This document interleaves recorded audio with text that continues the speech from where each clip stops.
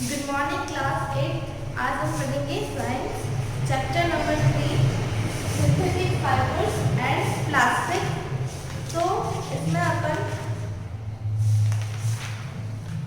इसके एडवांटेजेस और disadvantages, synthetic fibres के क्या एडवांटेजेस है क्या डिसएडवांटेजेस है वहाँ तक पढ़ चुके हैं। अब हम पढ़ेंगे प्लास्टिक्स। तो प्लास्टिक एक ग्रीक वर्ड से डिराइव किया गया है, इसको बोलते हैं प्लास्टिकोस। प्लास्टिकोस का मीनिंग ये होता है कि इसको अपन बार बार अलग शेप में मोल्ड करके किसी भी शेप में अपन इसको चेंज कर सकते हैं। अपन अपनी डेली लाइफ में मॉर्निंग से लेके इवनिंग तक प्लास्टिक ही यूज करते हैं। तो प्लास्टिक का एक सिंथेटिक मटेरियल है। सिंथेटिक मटेरियल का मतलब ह्यूमन मेड है और इसको बहुत सारे प्रोसेसेस के थ्रू बनाया जाता है, which can be molded easily into any desired shape on heating। जब इसको हीट करते हैं तो ये किसी भी शेप में मोल्ड हो सकता है। प्लास्टिक जो है actually synthetic man made polymer है, ये सिंथेटिक फाइबर्स है। देयर आर पॉलीमर्स ऑफ, जो इसके पॉलीमर्स होते हैं वो लीनियरली भी हो सकते हैं या फिर क्रॉस लिंक्ड भी हो सकते हैं। Plastics can be moulded in all types of possible shapes. Plastic को अपन किसी भी शेप में मोल्ड कर सकते हैं।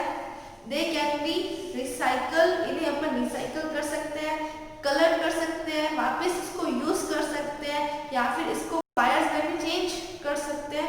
प्लास्टिक्स देखिए टॉयज बनाने में, सूटकेस बनाने में, बैग्स बनाने में, कैबिनेट्स, ब्रशेस, चेयर्स, टेबल्स और बहुत सारे आइटम्स बनाने के लिए काम में लिया जाता है। इन प्लास्टिक में से पॉलीथीन भी एक प्लास्टिक है। इन सब में सबसे पॉपुलर पॉलीथीन है। Polythene is one of the most popular type of plastics which is used in the manufacture of carry bags। Carry bags बनाने के लिए काम में लिया जाता है।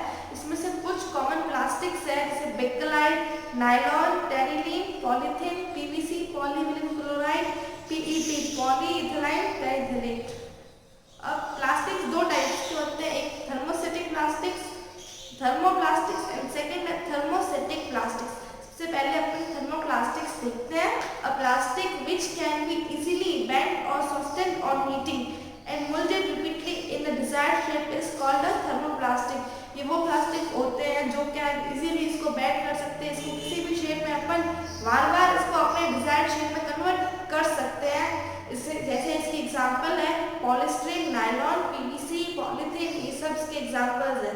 अब है थर्मोप्लास्टिक्स के यूज क्या क्या होता है। सबसे पहला यूज देखिए, polythene is used for making plastic bags, containers for storing water and oil, pipes for transporting water. जैसे अपन देखते हैं पानी के पाइप लगे हुए होते हैं, वो किसके बने होते हैं, वो भी प्लास्टिक के बने होते हैं। या फिर अपन जिसके अंदर वाटर या ऑयल स्टोर करके रखते हैं वो भी प्लास्टिक से बने होते हैं। या फिर प्लास्टिक बैग बनाने के लिए भी पॉलीथीन काम में लिया जाता है।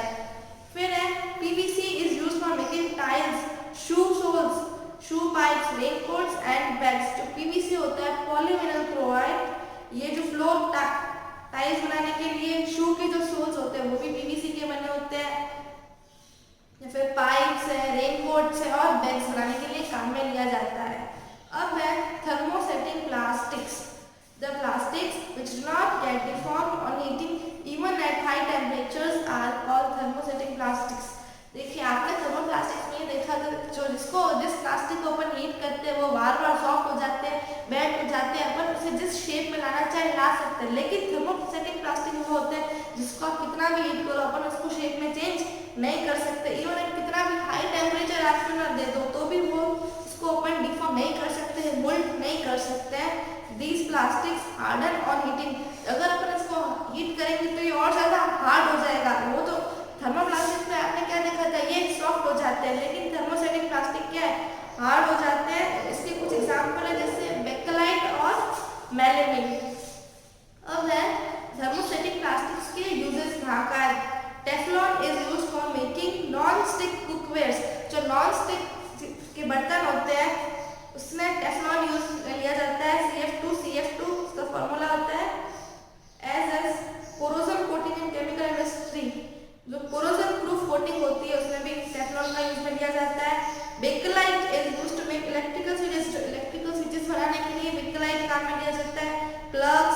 फिर टेबल टॉप लैमिनेट्स, कॉम है, फाउंटेन पेन में बेकलाइट यूज लिया जाता है। फिर है जो मेलामाइन होता है, जो डिनर वेयर्स होते हैं अपने, जिसको अनब्रेकेबल होता है या फिर डेकोरेटिव ऑब्जेक्ट्स में मेलामाइन यूज किया जाता है। अब है difference between thermosetting plastics and thermoplastic. Thermosetting plastic और थर्मोप्लास्टिक के बीच के डिफरेंसेस, तो सबसे पहला दोनों में यही है कि जो थर्मोप्लास्टिक होगा इसको आप रीशेप, वापस शेप दे सकते हो, इसको रीमोल्ड कर सकते हो, कितनी भी टाइम कर सकते हो, इसको अपने डिजायर्ड शेप में अपन लेके आ सकते हैं कितनी भी टाइम। लेकिन थर्मोसेटिक प्लास्टिक में क्या है, they can not be reshape even on heating, इसको आप हीट कर दो तो भी क्या है, इसको आप रीशेप नहीं कर सकते। सेकेंड है इसका जो थर्मोप्लास्टिक है वो क्या हो जाता है, अगर अपन इसको हीट करेंगे तो ये सॉफ्ट हो जाएंगे, लेकिन थर्मोसेटिक प्लास्टिक क्या होंगे, सॉफ्ट नहीं होंगे, इसको अपन हीट करेंगे तो ये हार्ड हो जाएंगे। थर्ड इसके एग्जांपल दे रखे हैं थर्मोप्लास्टिक के पीवीसी एंड पॉलीथीन, और थर्मोसेटिक के है मेलामाइन और बेकलाइट। फिर है plastic as material of choice. अपन प्लास्टिक को ही क्यों यूज करते हैं, अपनी फर्स्ट चॉइस ही प्लास्टिक ही क्यों होता है, तो plastics have become very popular due to their peculiar features. इसके कुछ फीचर्स जैसे ये लाइट वेट है, गुड स्ट्रेंथ है, low price, easy availability and durability. इसका वेट भी कम है, स्ट्रेंथ भी अच्छी है, इसकी प्राइस भी कम है और इजी अवेलेबल हो जाता है, और ड्यूरेबिलिटी। तो अपन कुछ कैरेक्टरिस्टिक्स के बारे में डिस्कस करेंगे अभी यहाँ पे। सबसे पहली प्रॉपर्टी क्या है, plastics are light and strong. Plastic को अपन एक जगह से दूसरी जगह से लेके आ सकते हैं क्योंकि ये लाइट होती है और स्ट्रॉन्ग होती है। सबसे मोस्ट प्रॉपर्टी प्लास्टिक्स की यही है कि प्लास्टिक्स लाइट और स्ट्रॉन्ग होते हैं। ऑब्जेक्ट्स मेड ऑफ प्लास्टिक, देखो प्लास्टिक्स उठाने में तो लाइट होती है, लेकिन जो प्लास्टिक्स के ऑब्जेक्ट बने हुए होते हैं वो काफी स्ट्रॉन्ग होते हैं, आसानी से टूटते नहीं है। Due to this properties plastics are long lasting. इस प्रॉपर्टी के कारण प्लास्टिक क्या है, लॉन्ग लास्ट, मतलब काफी टाइम तक ये चलता है। सेकेंड है plastics are non reactive. Plastics non reactive है, केमिकल्स के साथ रिएक्ट नहीं करता है। जैसे आपने कोई भी प्लास्टिक का कंटेनर रखा है, उसके अंदर आपने कुछ भी केमिकल डाल रखा है, जैसे फिनोल्फथालीन है, सोडियम हाइड्रोक्साइड या फिर कोई भी केमिकल डाल रखा है, तो वो प्लास्टिक क्या करेगा, उस केमिकल के साथ रिएक्ट नहीं करेगा। जो केमिकल आपने जैसा का जैसे डाला था वो वैसा ही पड़ा रहेगा, तो उसकी ये प्रॉपर्टी, ये रिएक्ट नहीं करता है, नॉन रिएक्टिव है।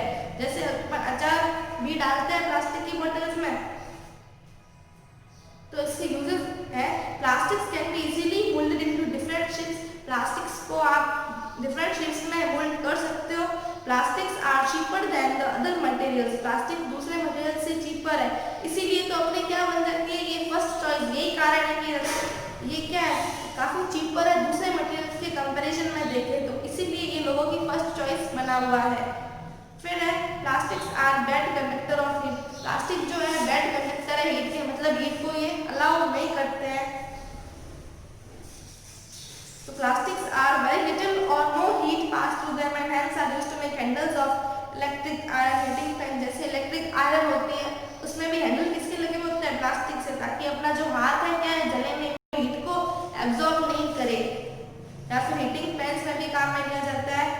फिर है plastics are poor conductor of electricity. Electricity के पुअर कंडक्टर है, इसका मतलब इलेक्ट्रिसिटी को अपने आर पार जाने नहीं देते, इलेक्ट्रिसिटी को पास होने नहीं देते हैं। यही तो, इसीलिए तो अपने जो घरों में इलेक्ट्रिसिटी की वायर होती है वो किसकी बनी होती है, प्लास्टिक वायर की, ताकि अपन को करंट ना आए। तो ये प्लास्टिक्स की कुछ प्रॉपर्टी थी। अब है प्लास्टिक्स एंड द एनवायरनमेंट। देखिए अपने जो एनवायरनमेंट में कुछ मटेरियल्स होते हैं उसमें से कुछ बायोडिग्रेडेबल होते हैं और कुछ नॉन बायोडिग्रेडेबल। जो बायोडिग्रेडेबल वो होते हैं जो माइक्रोब्स के एक्शन से वो जो होता है सब्सटेंस क्या हो जाए, खत्म हो जाए, और नॉन बायोडिग्रेडेबल वो होता है जो कि अपने एनवायरनमेंट में खत्म नहीं होते, उनको काफी टाइम लगता है खत्म होने में। तो we know that some substances get decomposed through the natural processes such as air, water and the action of microbes etc. are called biodegradable substances.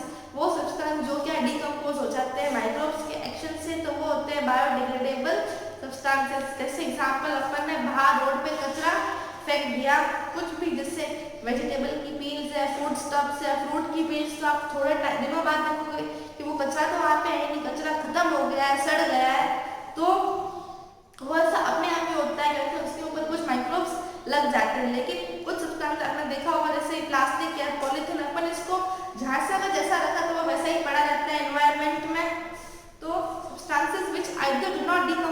और टेक मैनी ईयर्स, या तो डिकम्पोज नहीं होते हो तो काफी साल लगते हैं। नेचुरल प्रोसेस से डिकम्पोज होने के लिए वो होता है नॉन बायोडिग्रेडेबल सब्सटेंसेस, जैसे इसके एग्जांपल है टिन, एल्यूमिनियम, प्लास्टिक एक्सेट्रा। तो प्लास्टिक कैसा है, नॉन बायोडिग्रेडेबल सब्सटेंस है। अगर आपने इसको कहीं फेंका हुआ छोड़ दिया तो ये क्या होगा, इसको काफी टाइम लगेगा डिकम्पोज होने में। तो अगर और प्लास्टिक को अगर आप जलाओगे तो इससे काफी टॉक्सिक जो फ्यूम्स निकलती है वो भी काफी ज्यादा हार्मफुल होती है। तो सबसे पहले प्लास्टिक की यही प्रॉब्लम है कि एनवायरनमेंट को क्या करता है, हार्म करता है, ये नॉन बायोडिग्रेडेबल है। अब सब प्रिवेंटिव मेजर्स, कुछ प्रिवेंटिव मेजर्स जो आपको ध्यान रखना चाहिए। सबसे पहला है the best way to reduce pollution caused by plastics. Plastics क्या पोल्यूशन कॉज करते हैं, क्योंकि अभी अपन ने सुना है कि जो प्लास्टिक को अगर आप बर्न करोगे तो इसमें से कुछ टॉक्सिक फ्यूम्स निकलते हैं। टॉक्सिक का मतलब जहरीले। तो पोल्यूशन को कम करने का एक तरीका है कि आप प्लास्टिक को क्या करो, रिसाइकल करो। लेकिन ये प्लास्टिक को रिसाइकल करना क्या है, काफी कॉस्टली प्रोसेस है। फिर है यूज जूट, क्लॉथ और पेपर बैग्स।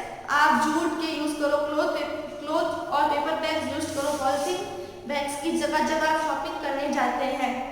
फिर है reuse plastic bags and containers for other purposes instead of throwing. जैसे आप मार्केट जाते हैं तो आप प्लास्टिक बैग लेके आते हैं, आपको पॉलिथीन देते हैं तो आप क्या करते हैं, उसको फेंक देते हैं। आप उसको थ्रो मत करो, उसकी जगह आप उसको संभाल के रखो और उसको वापस यूज करो। फिर है fourth, dispose of plastic bag properly.